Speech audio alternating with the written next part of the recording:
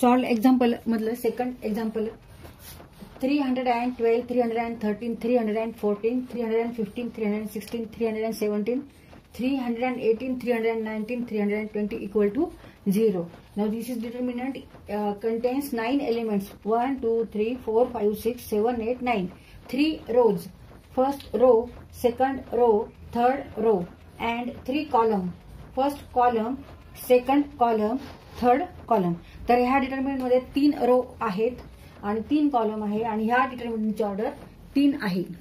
तर इथे आपल्याला प्रूव्ह काय करायचंय, शो दॅट किंवा प्रूव्ह काय करायचंय, तर LHS side equal to RHS. LHS साइडला डिटर्मिनंट आहे आणि ह्याची व्हॅल्यू इक्वल टू 0 आहे हे इथे शो करायचंय, प्रूव्ह करायचंय.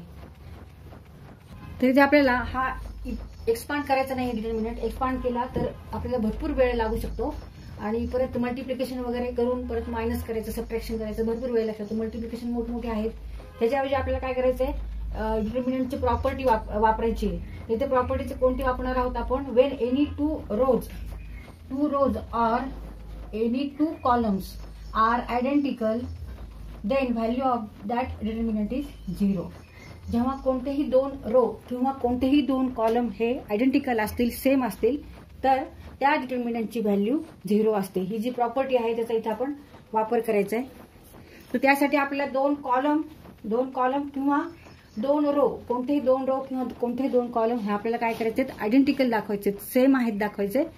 And therefore value of this determinant is 0 असं इथे आपल्याला प्रूव्ह करायचं आहे.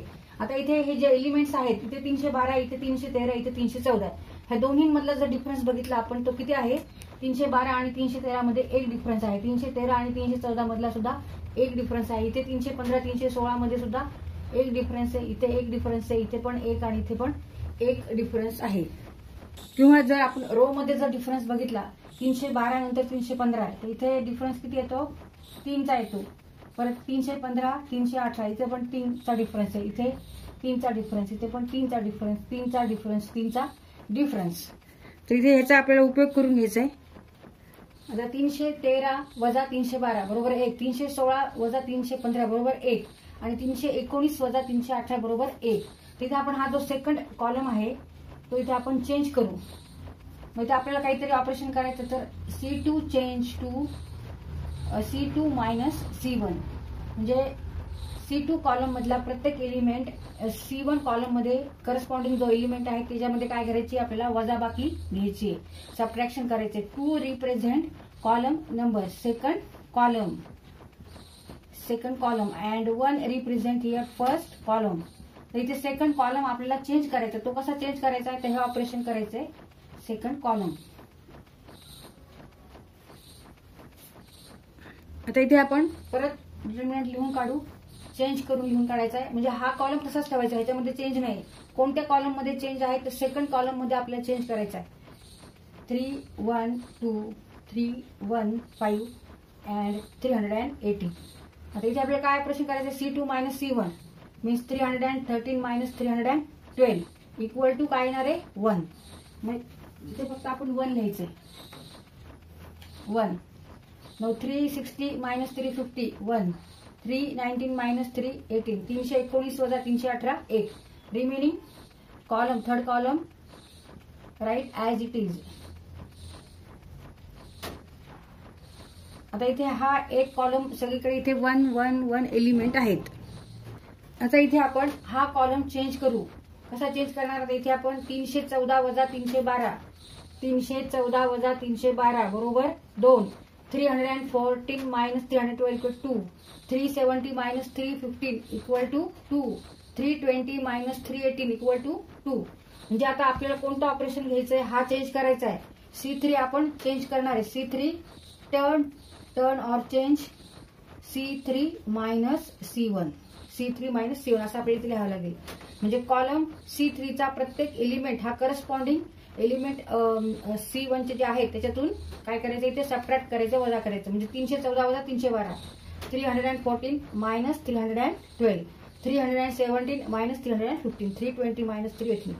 आता न्यू डिटर्मिनंट तयार होणार आहे. ह्या ऑपरेशन नंतर न्यू डिटर्मिनंट तयार झाला आता इक्वल टू हा कॉलम असाच लिहायचा, हा पण असाच लिहायचा. इथे फक्त चेंज झालेला आहे. 312, 315, 318, 1, 1, 1 आणि इथे 2, 2, 2. आता इथे आपल्याला हे दोन कॉलम आयडेंटिकल करायचे, तर काय करू शकतो आपण, हे 2 कॉमन घेऊ शकतो. आता ह्या डिटर्मिनंटवर हे ऑपरेशन केल्यावर हा डिटर्मिनंट तयार झाला. आता ह्या डिटर्मिनंट मधून आपण 2 हे कॉमन घ्यायचे. टेक 2 कॉमन फ्रॉम C3 म्हणजे थर्ड कॉलम मधून 2 कॉमन घ्यायचे इक्वल टू 2 इन डिटर्मिनंट 3, 1, 2, 1, 1, 3, 1, 5, 1, 1, 3, 18, 1, 1. आता इथे हे जे दोन कॉलम्स आहेत ते आयडेंटिकल आहेत. Second and third columns are identical. दोन्ही कॉलम कसे आहेत, आयडेंटिकल आहे, सेम आहेत. Corresponding elements are same. Therefore value of this determinant is 0. 2 into 0 equal to 0. 2 into 0 equal to 0 and it is equal to RHS. Therefore LHS equal to RHS. इथे reason काय लिहायचंय, because C2 equal to C3. हा column आणि हा column same आहेत, identical आहेत. Because C2 and C3 are identical, therefore value of this determinant is 0 and 2 into 0 is 0. Therefore LHS equal to RHS.